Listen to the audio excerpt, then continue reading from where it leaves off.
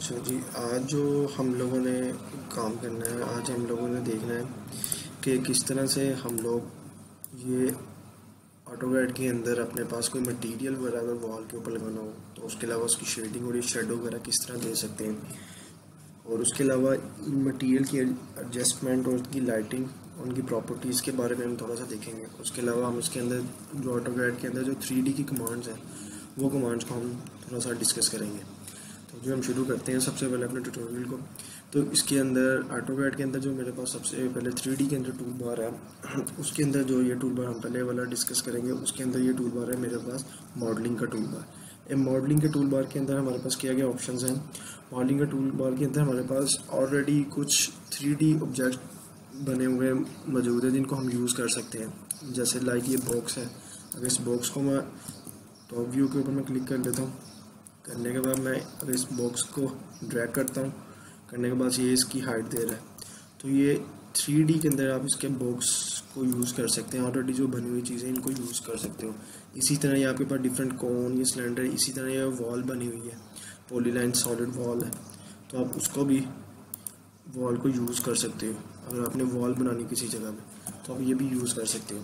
उसके बाद इसके अंदर टूल बार है, ये मेरे पास एक एक्सट्रूड का टूल बार है और दूसरा टूल बार मेरे पास है प्रेस पुल का। तो इसके अंदर जो प्रेस पुल का टूल बार है वो वाला टूल बार हम देख लेते हैं वो कैसे यूज़ करेंगे। मैं सिंपल टॉप व्यू में जाता हूँ, जाने के बाद यहाँ पे रेक्टेंगल लेने के बाद इसको आइसोमेट्रिक व्यू में आके मैं हाइट देता हूँ, एक्सट्रूड करता हूँ, कुछ भी रैंडम से हाइट दे दी, ये एक्सट्रूड हो चुके हैं। अब यहाँ पे ये मेरे पास एक्सट्रूड का टूल यूज़ हो चुका है। उसके बाद अगला टूल है प्रेस पुल। प्रेस पुल का टूल क्या होता है, बाद स्टूडेंट कहते हैं कि हमने 3D का ऑब्जेक्ट बना लिया लेकिन उस ऑब्जेक्ट को हमने ज़्यादा एक्सट्रूड कर लिया तो हमने कम करना है, तो ये प्रेस पुल का टूल वहाँ पे यूज़ होता है। इसको क्लिक किया, इसके फेस पर क्लिक किया, अगर आपने इसको नीचे लेके जाना नीचे ले जाओ, ऊपर लेके आना तो ये देखो, अगर आपने उसको नीचे लेके जाना दोबारा से देख लें, क्लिक किया फेस पर, प्रेस पुल का टूल लिया, क्लिक किया, प्रेस पुल के टूल के अंदर क्लिक किया, अब ये देखो ये ड्रैग करके ऊपर लेके जाना ऊपर ले जाओ, अगर आपने उसकी हाइट कम करनी है तो उसको ड्रैग करके नीचे ले जाओ, उसकी हाइट कम हो आपके पास हो जाएगी। ये प्रेस पुल का टूल है। इसी तरह प्रेस पुल के टूल के अलावा इसी टूल के अंदर हमारे पास अगला टूल जो प्रेस पुल के टूल के साथ है वो हमारे पास है स्वीप का टूल। तो स्वीप का टूल क्या करता है, स्वीप का टूल अगर मैं यहाँ पे ये आर्क लगा देता हूँ, एक आर्क लगा दी है, अब मैं क्या करता हूँ फ्रंट व्यू में जाने के बाद अब मैं यहाँ पे एक सर्कल की कमांड ली और यहाँ पे एक सर्कल लगा देता हूँ, छोटा सा ये सर्कल लगा दिया। अब मैं क्या करता हूँ टॉप व्यू में आने के बाद इस सर्कल को इसके ऊपर स्वीप करा देता हूँ, यहाँ से स्वीप की कमांड ली और ये स्वीप के ऊपर क्लिक किया, ऑब्जेक्ट के ऊपर क्लिक किया, वो नीचे पूछ रहा है इंटर, उसके बाद स्वीप ऑब्जेक्ट के बाद जो पाथ वे है इसके ऊपर क्लिक कर दो, तो ये देखें हमारी एक पाइप की शेप इसने बना दी है। ये हमारे पास एक पाइप की शेप बन चुकी है। अगर मैंने अब इस पाइप को अंदर से हॉलो करना है तो हॉलो करने के लिए मेरे पास यहाँ पे जो सॉलिड रेटिंग का जो टूल है इसके अंदर ये टूल है एक शेल का टूल। तो शेल के टूल से क्या होगा, ये अंदर से हॉलो कर देगा। शेल का टूल लिया मैंने, क्लिक किया, उसके बाद आर लिख कर इंटर, इस फेस पर क्लिक किया, उसके बाद मैंने इस फेस पर क्लिक किया, इंटर किया, इसको वैल्यू देता हूँ 0.25। तो ये देखो इसने इसको पाइप को अंदर से हॉलो कर दिए, बिल्कुल हॉलो कर दिए ये पाइप, दोनों एजेस मेरे पास हॉलो हो चुके हैं। तो ये स्वीप के और शेल के टूल से हमें इसका पाइप नमा कोई शेप अगर बनानी है या कोई डोम वगैरह बना के उसको अंदर से हॉलो करना है तो हम इसके साथ कर सकते हैं। तो ये था मेरे पास स्वीप का टूल और उसके अलावा ये था मेरे पास शेल का टूल। उसके बाद अगला टूल जो हमारे पास है वो उसमें है रिवॉल्व का टूल। रिवॉल्व का टूल हमारे पास क्या करता है, रिवॉल्व का टूल में हमारे पास होता है, अगर फ्रंट व्यू में जाके मैं सिंपल एक लैंड की कमांड लेता हूँ, लैंड की कमांड लेने के बाद कोई से भी एक फेस तैयार कर रहा हूँ, उसके बाद लैंड की कमांड लेकर इसको मैं बाउंड्री कर देता हूँ, इसको ट्रिम कर देता हूँ, उसके बाद मैं क्या करता हूँ इसको बाउंड्री कर देता हूँ। अब रिवॉल्व की कमांड ली, click enter, first point last point enter, तो ये देखो ये मेरे पास ने इसको 3D सॉलिड के अंदर एक ये उसको 3D के अंदर ये पार्ट को कन्वर्ट कर दिया रिवॉल्व सर्कुलर में। इसके अलावा जो अगला टूल मेरे पास रिवॉल्व के टूल के बाद जो मेरे पास अगला टूल है वो मेरे पास है स्वीप का टूल। स्वीप का टूल क्या करता है? स्वीप का टूल आपके पास डिफरेंट फेसेस में ऑब्जेक्ट ऊपर नीचे पड़े हैं तो आप उनको रिवॉल्व का टूल है, लॉफ्ट का टूल है, ऊपर नीचे ऑब्जेक्ट पड़े हैं उनको आप लॉफ्ट करवा सकते हो। फॉर एग्जाम्पल मैं टॉप व्यू में जाता हूँ। टॉप व्यू में जाने के बाद मैं यहाँ पे लगाता हूँ एक रेक्टेंगल लगाने के बाद लगाता हूँ फिर एक सर्कल, इसको मूव करता हूँ थोड़ा सा सेंटर में करके, इसको मूव किया सेंटर में, फिर सर्कल लेता हूँ एक यहाँ पे लगा दिए। अब ये मैंने 3 सर्कल लगाए हैं। अब मैं आइसोमेट्रिक व्यू में आके इनको मूव कराता हूँ, इसको थोड़ा और मूव कराता हूँ, फिर इस वाले को और थोड़ा मूव कराता हूँ। तो अब अगर फ्रंट व्यू में आते हैं तो ये बिल्कुल ऊपर नीचे तीनों ऑब्जेक्ट पड़े हुए हैं। अब मैं यहाँ पे लॉफ्ट की कमांड अगर अप्लाई करता हूँ, लॉफ्ट की कमांड ली, तीनों को सिलेक्ट किया, इंटर, ये देखो। इसके बाद इसको मैं नॉर्मल करता हूँ, ये इसको स्मूथ रहने देता हूँ, नॉर्मल में कर लेता हूँ, ओके कर दिया। तो ये देखो ऊपर नीचे जितने भी ऑब्जेक्ट पड़े थे उसने उनको लॉफ्ट में कन्वर्ट कर दिया। जैसे ये एक स्पीकर टाइप वगैरह में कोई शेप बनानी, तो ये वाली चीज़ें इसकी लाइन्स वगैरह आती हैं, ये इसकी लाइन्स लॉफ्ट के अंदर आनी है। कुछ फेसेस में आती भी हैं और कुछ में नहीं भी आती। उसकी रीज़न ये होती है कि जो इसकी जो ये लाइन्स हैं ये डिफरेंट व्यूज़ में जाके उनको लॉफ्ट के ऊपर वाले ऑब्जेक्ट के साथ ज्वाइन करता है। तो उसकी वजह से ये आपस में जो लाइन का गैप है ये 2D ग्राफिक्स की वजह से भी अक्सर आता होता है, और बाजू का इसकी जो लाइन की जो थिकनेस वाला विड्थ कम होने की वजह से भी गैप आता है। तो अब ये आपके पास लॉफ्ट का टूल है। उसके बाद अगला टूल जो मेरे पास लॉफ्ट के टूल बार के बाद अगला टूल है जो मेरे पास ये वाला टूल बार है, सॉलिड एडिटिंग। सॉलिड एडिटिंग के अंदर जो कुछ टूल बार हैं उन टूल को हम देख लेते हैं। अब उसके अंदर सॉलिड एडिटिंग के अंदर जो मेरे पास टूल है तो उसमें सबसे पहले हमारे पास यूनियन और जॉइंट का जो टूल है, यूनियन का टूल क्या करता है, ये मैंने एक रेक्टेंगल लगाई, इसके अंदर मैं सर्कल करता हूँ, लगा लिए, इस सर्कल को मैं कर देता हूँ। अब इस जो रेक्टेंगल लगाई है मैं इसको हाइट दे देता हूँ, कुछ एक्सट्रूड कर देता हूँ, इसको मैं एक्सट्रूड कर देता हूँ रैंडम सा कुछ। इसी तरह ये जो सर्कल है मैं इसको भी एक्सट्रूड कर देता हूँ, इसको ज़रा उससे कर देता हूँ। और फ्रंट, अब बाल बच्चों का सब्ट्रैक्ट नहीं हो रहा होता, उसकी रीज़न क्या होती है कि मैं फ्रंट व्यू में जाऊँ तो ये बिल्कुल इसके साथ इक्वल जोड़ा हुआ है। उसके लिए आपको क्या करना पड़ेगा, इसको थोड़ा सा इसको मूव करा दो नीचे ला के, आर पार हो जाएगा, फिर ये इसके अंदर से हम इसको हलो कर सकते हैं, सब्ट्रैक्ट कर सकते हैं। इसका कलर मैं कर देता हूँ ग्रीन। उसके बाद टॉप व्यू में इसकी नंबर्स ऑफ कॉपीज में लगा देता हूँ, यहाँ से पकड़ के इधर इधर। अब ये लग चुकी है। अब इसको अगर मैं सॉलिड करता हूँ तो ये मेरे पास बन चुकी है। अब 2 टूल यहाँ पे यूज़ हो सकते हैं कि यूनियन का और सब्ट्रैक्ट का। पहले यूनियन को देख लेते हैं कि यूनियन का टूल क्या करेगा। इसको मैं यूनियन के टूल को लेकर इस सब टूल के ऊपर सेलेक्ट करता हूँ, इंटर कर देता हूँ। अब ये एक यूनिट सेलेक्ट हो चुके हैं, अब ये पूरा एक यूनिट है, इसको जहाँ मर्जी घुमाऊँ ये एक यूनिट है। लेकिन मैं वापस जाता हूँ तो अब मैं अगला टूल क्या यूज़ करता हूँ, सब्ट्रैक्ट। एक बार यूनियन हो जाए तो यूनियन होने के बाद अगर आप चाहो मैं वापस उसको खोल दूँ तो आप वापस उसको आप एक्सप्लोर नहीं कर सकते, वो यूनियन ही रहेगा। इसलिए यूनियन करने से पहले सोच समझ के उसको यूनियन का टूल आपने यूज़ करना है। सब्ट्रैक्ट की ली कमांड, उसके बाद जिस ऑब्जेक्ट के अंदर से ऑब्जेक्ट को सब्ट्रैक्ट करना है, जो प्लेट बड़ी ये है, इसके ऊपर क्लिक किया, एंटर। अब जिन जिन ऑब्जेक्ट को निकालना है, फर्स्ट, सेकेंड और थर्ड, एंटर। तो ये देखो मेरे पास प्लेट जो है वो बिल्कुल हॉलो कर दी उसने। जिस ऑब्जेक्ट को निकालना है, जिसके अंदर से प्लेट के अंदर से आर पार करना है, पर इसके ऊपर क्लिक, एंटर। फिर जिन ऑब्जेक्ट को निकालना है उनके ऊपर क्लिक और एंटर करना है, तो ये आपके पास सब्ट्रैक्ट हो जाएगी। उसके बाद अगली टूल जो मेरे पास है, अगली टूल है एक्सट्रूड फेसेस की। एक्सट्रूड फेसेस क्या करता है, किसी खास फेस को आपने एक्सट्रूड करना है, सारे ऑब्जेक्ट को नहीं, सिर्फ फेस को। एक्सट्रूड फेस की कमांड ली, इस फेस को मैं एक्सट्रूड करना चाहता हूँ, क्लिक, एंटर। अब इसको मैं वैल्यू दे दूँ, यहाँ पे वैल्यू दे भी सकता हूँ, और अगर मैं रैंडम से इसको ड्रैग करके इतनी डायरेक्शन तक लिख जाना तो एंटर कर दूँ तो ये उसने डायरेक्शन तक भी उसको कर दिया। एक्सट्रूड फेसेस और सिंपल एक्सट्रूड में क्या फ़र्क है। सिंपल एक्सट्रूड में होता है कि आपके पूरे ऑब्जेक्ट को ये एक्सट्रूड करता है, लेकिन एक्सट्रूड फेस में अकेला आपका एक फेस को एक्सट्रूड कर सकते हो आप। हर चीज़, हर दोनों साइडों को एक्सट्रूड नहीं करेगा, सिर्फ एक फेस को एक्सट्रूड करेगा। अब एक्सट्रूड फेसेस के बाद जो अगला मेरे पास जो टूल बार है, वो अगला टूल मेरे पास है रोटेट फेसेस का और टेपर फेसेस का। रोटेट फेस क्या करता है, रोटेट, इसका कलर मैं कर देता हूँ यहाँ से क्विकली से, कलर चेंज कर लेता हूँ ब्लू। रोटेट फेसेस का काम क्या करेगा, रोटेट फेसेस का लिया, क्लिक, इंटर, फर्स्ट पॉइंट। अब ये नीचे 2 पॉइंट दे रही है, उसके बाद ये रोटेशन एंगल मांग लिया, रोटेशन एंगल 45 देता हूँ, इंटर। तो ये देखो उसने इस बेस पॉइंट से पिछली साइड पर 45 पर उस फेस को रोटेट कर दिया उसने। तो ये किसी खास एंगल पर सिर्फ एक फेस को, बाकी बैक साइड नीचे। अच्छा जी, अब जो मेरे पास ये लॉफ्ट हो चुकी हैं, लॉफ्ट के बाद अगला काम क्या है, रोटेट फेस। ये टेपर फेसिस का, टेपर फेसिस क्या करता है, किसी भी फेस को सिलेक्ट करके उसको खास एंगल पे आप इसको फेस को टेपर कर सकते हैं। मैंने फेस सेलेक्ट कर लिया, इंटर, बेस पॉइंट दे रहा हूँ उसको, फर्स्ट पॉइंट के बाद सेकंड पॉइंट। अब ये नीचे टेपर एंगल मांग रहा है, इसको 30 पे देता हूँ। तो ये इसने 30 एंगल के ऊपर उस फेस को टेपर कर दिया। पहले रोटेट था और ये टेपर है, दोनों में डिफरेंस क्या है, एक रोटेट करता है फेस को, तो सिंपल सिर्फ रोटेट करता है, दूसरा टेपर कर देता है। उसके बाद अगला काम क्या है, मैं वापस जाता हूँ बैक।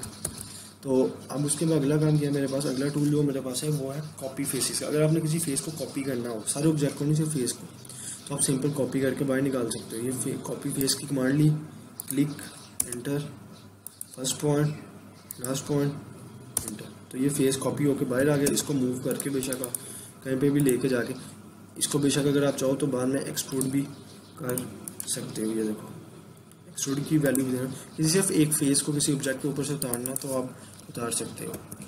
जैसे ये काम एक्सट्रूड फेसिस का है, इसी तरह एक्सट्रूड फेसिस के साथ ही हमारे पास जो है कलर फेसिस का काम। कलर फेसिस क्या करता है, किसी खास फेस को कलर देना है, आपने इन चारों फेसिस को डिफरेंट कलर देना है। तो क्लिक किया, एंटर, इसका कलर मैं ऑरेंज कर देता हूँ, एंटर। इसी तरह अगर मैंने इस फेस का कलर दूसरा करना है, क्लिक, एंटर, इसका कलर मैं ये कर देता हूँ। तो ये हर फेस का कलर डिफरेंट देने के लिए यूज़ होता है। उसके बाद कलर फेसिस के साथ इसी तरह कमांड है कॉपी एजेस की। इसको मैं 2D वाइट फ्रेम में कर देता हूँ। कॉपी एजेस, जैसे फेस को फेस की हमने कॉपी ली थी, ऐसा एजेस की भी कॉपी ले सकते हो। Click, enter, first point, last point, enter. तो ये देखो एजेस को कॉपी करके आप बाहर निकाल सकते हो।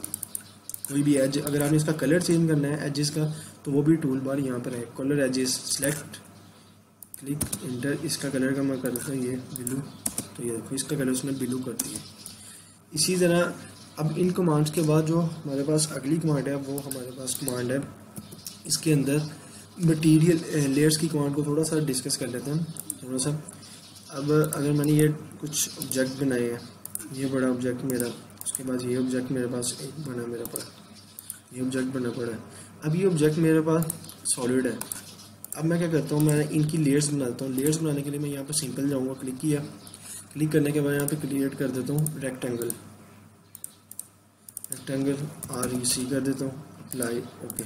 अब मैंने वहाँ पर लेयर तो बना दी, लेकिन ये यहाँ पर नहीं आई, इसलिए मैं जब तक जो भी काम करूँगा वो 0 लेयर में वो मेरा कंसीडर किया जाएगा। तो इसलिए अगर मैं चाहता हूँ मेरा काम जो भी अब करूँ नेक्स्ट स्टेप वो रेक्टेंगल में हो, तो यहाँ पर आने के बाद मुझे अपनी रेक्टेंगल लेयर को एक्टिव करना पड़ेगा।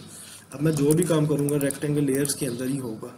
अब मैं अगर रेक्टेंगल लेयर्स को ऑफ कर देता हूँ तो करंट लेयर ऑफ हो जाएगी, लेकिन उस अब रेक्टेंगल लेयर मेरी ऑफ है, लेकिन मेरे ऑब्जेक्ट सारे एक्टिव है। उसकी रीज़न क्या है, मैंने इन ऑब्जेक्ट को रेक्टेंगल लेयर में कन्वर्ट नहीं किया। अगर मैं इस ऑब्जेक्ट को क्लिक करता हूँ तो यहाँ पे लेयर 0 आ रहा है। तो मुझे क्या करना पड़ेगा, इस ऑब्जेक्ट को सिलेक्ट करने के बाद रेक्टेंगल लेयर के ऊपर क्लिक करना पड़ेगा। ओके कर दिया। रेक्टेंगल लेयर मेरी फ्रीज थी तो वो ऑब्जेक्ट भी मेरा गायब हो जाएगा। अगर मैं इसको एक्टिव करता हूँ तो ये दोबारा मेरे पास आ जाएगा। इसी तरह इसको भी अगर मैं रेक्टेंगल लेयर में लेके जाना चाहता हूँ, तो अभी ये सिलेक्ट किया तो अभी 0 लेयर में है। तो इसको सिलेक्ट करने के बाद यहाँ पे क्लिक किया, इसको रेक्टेंगल लेयर में ले लिया। अब ये मेरा भी, ये भी रेक्टेंगल लेयर में है। अगर मैं इस पर क्लिक करता हूँ तो ये भी रेक्टेंगल लेयर में है। अगर मैं सिंपल रेक्टेंगल लेयर को यहाँ से फ्रीज कर देता हूँ तो ये दोनों ऑब्जेक्ट मेरे गायब हो जाएंगे, मतलब मेरे दोनों ऑब्जेक्ट रेक्टेंगल लेयर में अवेलेबल हैं। तो इसको हम डल कर देते हैं। उसके बाद अगला काम देखते हैं हम जल्दी से। अगला काम है हमारे पास, इसके ऊपर जो ये मटेरियल्स वगैरह लगाना है, इनको हम थोड़ा सा देखते हैं ज़रा। ये मटेरियल्स वगैरह कैसे लगाने हैं, कोई आपका लोगो वगैरह कोई मटेरियल है तो आप वो लेयर्स वगैरह के ऊपर जो अपना ऑब्जेक्ट है उसके ऊपर आप अपना कोई भी मटेरियल वगैरह अप्लाई कैसे कर सकते हो।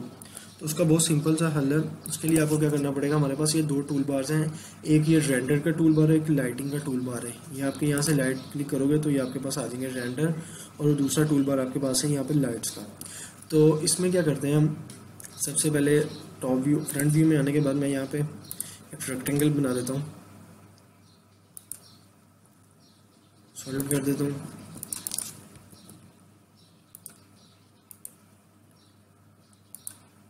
ये हो गई। अब इसी की मैं कॉपीज ले लेता हूँ साइड पे,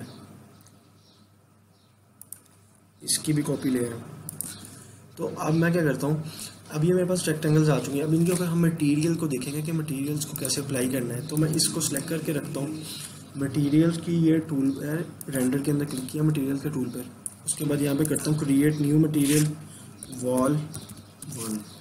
ओके, अब मेरे पास जो भी यहाँ पे इसको सिलेक्ट कर लेता हूँ मैं, जो भी मटेरियल बना लेता हूँ। अब तो यहाँ से कोई कलर वगैरह बनाना लेना चाहो कलर चेंज कर सकते हो, लेकिन अगर आप मटेरियल लेना चाहो तो यहाँ पे टेक्स्ट मैप के बाद सिलेक्ट किया। उसके बाद आपने अपने सिस्टम के अंदर टेक्सचर डाउनलोड करके रखने हैं। सिस्टम कंप्यूटर के ऊपर से अपने नेट से अपने टेक्सचर डाउनलोड करके अपने पास सिस्टम में रखने हैं। तो मैंने ऑलरेडी कुछ टेक्सचर डाउनलोड किए हुए हैं, वो हम देख लेते हैं वॉल के लिए। तो ये वॉल के टेक्सचर मेरे पास डिफरेंट टेक्सचर पड़े हुए हैं। अब मैं अगर इसके अंदर से मैं कोई भी टेक्सचर लेता हूँ, ये वाला टेक्सचर लेता हूँ, इस पर क्लिक किया, ओके कर दिया। इसको मैं यहाँ पे करता हूँ अप्लाई मटेरियल ऑन ऑब्जेक्ट। तो ये बाहर सेलेक्ट हो जाए, लेकिन जैसा वो मुझे एग्जैक्ट नज़र आ रहा है वो वैसा नहीं है। तो उसके लिए मुझे क्या करना पड़ेगा, इसकी सेटिंग कैसे होंगी, इसके ऊपर मैं क्लिक करता हूँ। अब यहाँ पे 2 तरीके हैं। स्केल के अंदर जाके आप या तो किलोमीटर में कर लो, यहाँ पे सेटिंग्स कर लो, नहीं है तो यहाँ पे इसको फिट टू स्केल कर लो, ऑब्जेक्ट कर लो। उसके बाद इसकी थोड़ी सी सेटिंग और चेंज कर लो। यहाँ से जैसे जैसे आपको मटेरियल चाहिए वैसे का आप यहाँ से इसकी थोड़ी सी सेटिंग करते जाओ। मुझे ये सही लग रहा है, इसको मैं क्लोज कर देता हूँ। उसके बाद अब मैं क्या करता हूँ, अगला एक मटेरियल लगा दिया, इसी तरह अगला मटेरियल लगाना वॉल के ऊपर। तो क्रिएट न्यू मटेरियल वॉल, इसको मैं कर देता हूँ 2। ओके, और यहाँ पे मैं दूसरा मटेरियल ले लेता हूँ। फॉर एग्जाम्पल मैं अपना यहाँ पे एक लोगो लगाना चाह रहा हूँ। मेरे पास मेरी जो अपना कंपनी वाला लोगो है, मैं वो अपना लोगो लगाता हूँ। तो वो लोगो मेरे पास जो है, वो मेरे पास लोगो ये ओके की है। इसको मैं करता हूँ लाइव ऑब्जेक्ट। तो अब ये वहाँ पर फिर ये सही नज़र नहीं आ रहा, तो इसके लिए मुझे यहाँ पर एडजस्ट स्केल सेटिंग में जाकर फिट टू ऑब्जेक्ट। तो बाजू का तो आपको ये सेटिंग करनी पड़ेगी, और बाजू का ये एग्जैक्ट फिट बैठ रहा है, तो मैं इसको क्लोज कर देता हूँ। इसी से अगला मटेरियल मैं लगाता हूँ, सिलेक्ट कर लिया, create new material wall 3। Okay, उसके बाद सिलेक्ट ऑब्जेक्ट, फिर मैं वॉल्स में चले जाता हूँ। यहाँ पे टेक्सचर आप नेट से डाउनलोड कर लेते हैं। और टेक्सचर याद रखना है कि आपने सेम पैटर्न रखना है। ये नहीं हो कि कहीं पे लाइट डाउन है, कहीं पे कम है लाइट, ये देखो सेम एक ही पैटर्न हो। ओपन, उसके बाद ऑब्जेक्ट सिलेक्ट हो गया, एडजस्ट स्केल।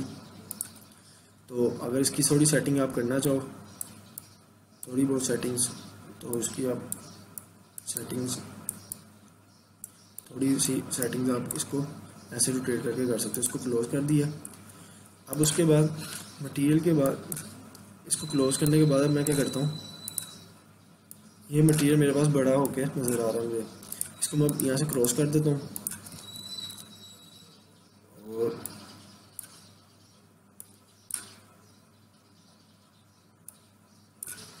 इसको थोड़ा सा हमें बंद करना पड़ेगा।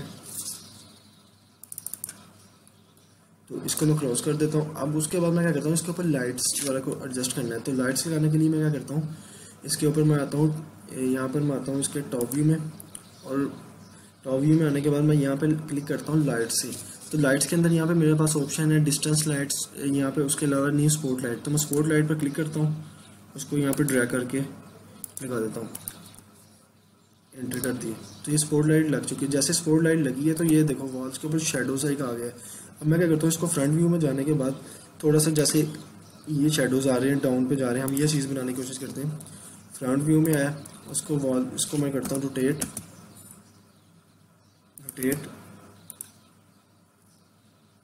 और ये रोटेट हो चुकी है।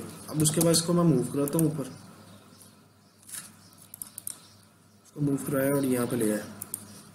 टॉप व्यू में आया तो ये लाइट्स ऊपर बढ़ी हुई है बिल्कुल। इसको थोड़ा सा बेशक आप मूव करा लो वॉल के साथ, बिल्कुल थोड़ा शैडो लगाने के लिए।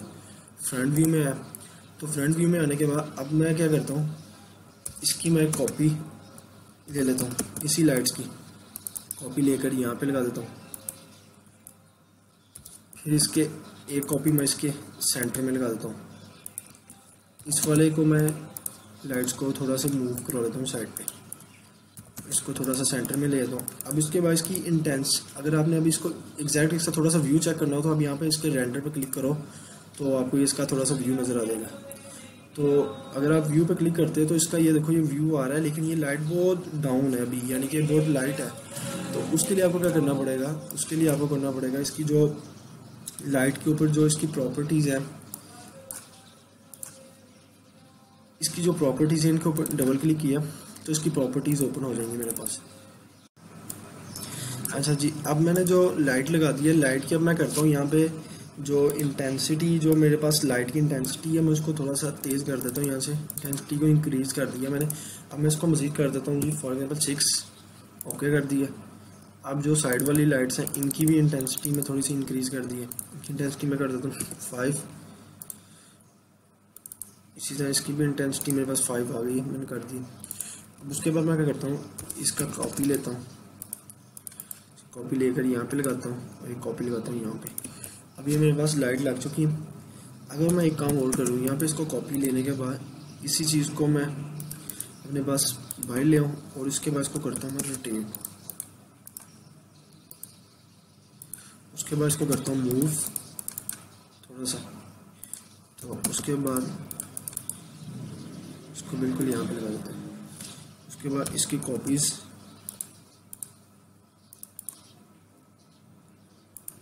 बिल्कुल इसके नीचे लगाते जाते हैं। अब उसके बाद इसकी मैं अब रेंडर लगा के देखता हूँ। तो जैसे जब हम रेंडर लगाएंगे तो ये एक शेडो का बहुत अच्छा सा इफेक्ट, ये नीचे से ऊपर जा रहा है और ऊपर से नीचे जो इसका इफेक्ट आ रहा है वो हमारे पास क्लियर हो जाएगा। ये आप इसके लाइट का इफेक्ट इस तरह से इफेक्ट को दे सकते हो, डिफरेंट तरह का। अगर आप इफेक्ट चाहो तो सेंटर में दे सकते हो, ये इफेक्ट आपका बन जाएगा। तो उसके बाद अब मैं इसके नीचे अगर फ्लोर लगाना चाहता हूँ, टॉप व्यू में आने के बाद मैं यहाँ पे रेक्टेंगल लगाता हूँ। फॉर एग्जाम्पल यहाँ से सॉलिड उठा लेते हैं हम, तो ये मेरे पास रेक्टेंगल एक लग चुकी है, ठीक है। उसके बाद मैं इसको मूव करवा के नीचे ले लेता हूँ, फ्रंट व्यू में आता हूँ और इसको मूव करवाता हूँ और इसको ले लेता हूँ नीचे, इसको यहाँ पे ले आते हैं। तो अब उसके बाद मैं क्या करता हूँ, इसके ऊपर भी मैंने फ्लोर का टेक्सचर अप्लाई करना है, तो मैं यहाँ पे क्लिक करता हूँ। इसको यहाँ पे मैंने क्लिक किया और ये मेरे पास ऑब्जेक्ट आ रहा है।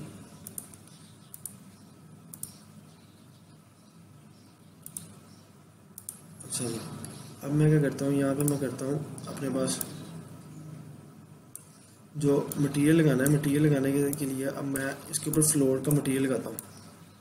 फ्लोर का मटेरियल लगाने के लिए सिलेक्ट किया और यहाँ पे मैं करता हूँ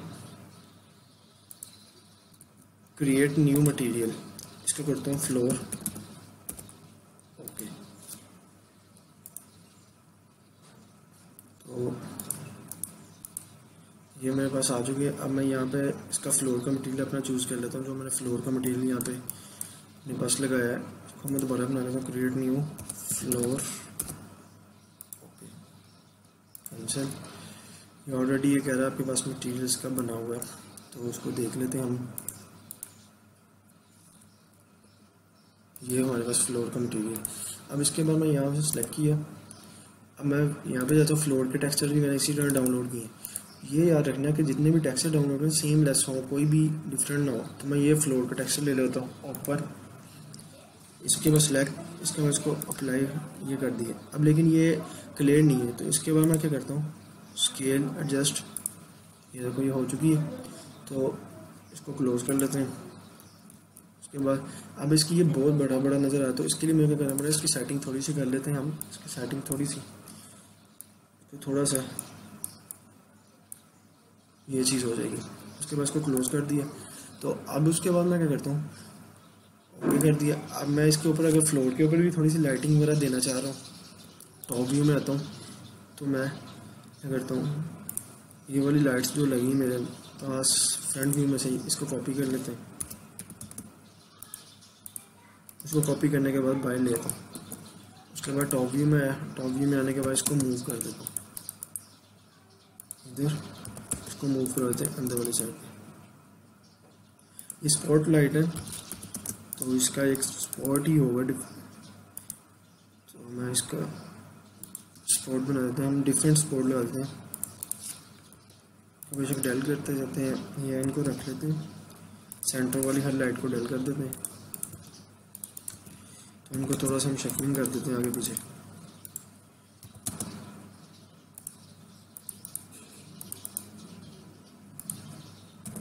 इसी तरह इसको मैं मूव कर देता हूँ थोड़ा इधर। इसको मूव कर दें थोड़ा इधर, इसको मूव कर दें थोड़ा इधर, इसको मूव कर देते हैं थोड़ा सा इस साइड। तो अब मैं आइसोमेट्रिक व्यू में आता हूँ। अभी मेरे पास लाइट्स लग चुकी हैं। अब मैं इसका अगर सॉलिड करता हूँ तो अब मैं इसके ऊपर अगर इसके व्यूज़ देखता हूँ तो अब इसको अगर मैं रेंडर लगाता हूँ तो रेंडर लगाने के बाद हमें थोड़ा सा इसके व्यूज़ नज़र आएंगे लाइट्स के। तो ये जो इसके स्पॉट नज़र आ रहे हैं, जो हम इसके स्पॉट हमें ये हर जगह पड़े हुए, इसकी ये इतने वाइट क्यों है? क्योंकि हमने इसकी इंटेंसिटी बहुत ज़्यादा रखी हुई है। तो अगर आप इसकी इंटेंसिटी कम कर दोगे तो आपकी ये स्पॉट जो है वाइट, ये ज़रा थोड़े डार्क जो है वो कम होंगे। तो हमने इसको ज़्यादा इसलिए रखे हुए थे कि हमने अपनी फ्रंट वॉल के ऊपर इसके थोड़े शेडो देने हैं। तो इसको अगर मैं रेंडर पर क्लिक करता हूँ तो अब देखें, जो मैंने नीचे वाली लाइट लगाई थी फ्लोर के, उसके वॉल के नीचे भी और फ्रंट पे, इसका थोड़ा सा जूम करके अभी फ्लोर वाली लाइट्स को डायल कर देता हूँ और सिर्फ हम वॉल वाली लाइट्स के ऊपर फोकस करते हैं। तो ये मेरे पास वॉल की लाइट है। मैंने वॉल के नीचे भी लाइट लगा दी, जो ऊपर लगी थी वही मैंने कॉपी करके वॉल के नीचे वाली साइड पर भी वो लाइट्स को लगा दी है। तो अब मैं अगर इसका रेंडर लगाता हूँ तो अब ये लाइट का हमें थोड़ा सा इफेक्ट क्लियर नज़र आएगा।